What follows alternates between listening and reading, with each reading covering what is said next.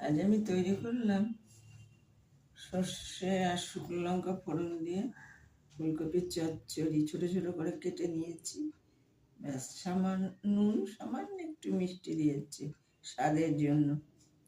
আর করেছি মটর ডাল পুঁই ডাঁটা দিয়ে কালো জিরা ফোড়ন দিলাম। আর করলাম বাঁধাকপির তরকারি, জিরে ফোড়ন দিলাম। আলু দিয়েছি, আলুটা ভেজে তুলে রেখেছিলাম, তারপরে দিয়েছি। বাঁধাকপিটা ভাপানো ছিল, তারপর একটু কষিয়ে নিয়েছি, তারপরে আলুটা ছেড়েছি। আর দিয়েছি লঙ্কা, হলুদ, কাঁচা লঙ্কা পাকা পাকা, তারপরে দিয়েছি জিরে, ধনে, আদা, এগুলো সব গুঁড়ো দিয়েছি। নামাবার আগে একটু ভাজা জিরে, গরম মশলা, আর দিয়েছি একটু ঘি, আর একটু মিষ্টি দিয়েছি, একটু সামান্য মিষ্টি মিষ্টি, একটু নুন নুন হবে।